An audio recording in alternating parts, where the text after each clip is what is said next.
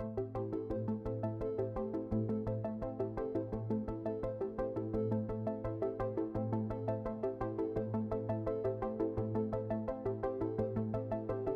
Aquatics, Piscanthropus submarinus, are a post-human race first introduced in Dougal Dixon's 1990 speculative evolution work, Man After Man. While the aquatic bears similarities to the aquamorph, another post-human species from this story, the two are not, in fact, directly related. The aquatic is one of 5 modified base species of post-humans created by the high-techs in the 25th century. The first 4 were designed for a terrestrial lifestyle, but the aquatics were made to occupy the seas. The aquatic does bear some similarities to the aquamorph, to whom they are indirectly related through their Homo sapien ancestors. They were both, as their names would suggest, aquatic creatures. However, while the aquamorphs were designed and bred to work underwater on the construction of the 37 spacecraft that took man into space to colonize new worlds, the aquatics were not designed to work. They were instead designed to populate and spread throughout the seas. The creation of the aquatics marks the very first time that a post-human species in the Man After Man universe was able to survive unaided by the high-techs. They were also the first species able to reproduce. The aquatic presents many more marked adaptations than the aquamorph. These include a robust and wide body, head and chest, and hind limbs that have been modified into a long tail that finishes in a flat, delta-shaped fluke. Its eyes are flat and fish-like, possessing clear membranes that cover them. Their vision isn't too good compared to their land-dwelling cousins, but it serves their underwater needs. The face and nose are flat, and the mouth is wide.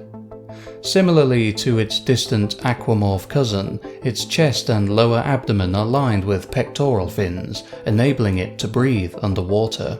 Its arms are still quite human in appearance, and it still retains 4 fingers and a thumb on each hand. However, placed on the arms are 2 paddle-like extensions that form 2 pectoral-esque fins for swimming. Around 100 years after humanity's interstellar migration had finished, the aquatics had become the dominant life form in the world's oceans. Around 50,000 years later, changes to the planet's climate brought new challenges. The planet warmed, as it does naturally, glacial layers melted and the sea levels rose. This disrupted the amount of food and resources available to the aquatics. They were left with no other choice than to venture back onto the dry land that was home to their ancestors. The aquatics had developed into intelligent, sapient beings by this time, and went about creating a mucus-formed bubble to conceal themselves in before venturing onto dry land. This was dangerous, but proved effective. There was competition now for the first time. In the ocean, the aquatics reigned supreme, but dry land was another story. The book states the following: as millennia pass, the aquatics become even more perfectly adapted to their sea-going existence. They become less bulky and more streamlined, with more efficient paddles and swimming organs.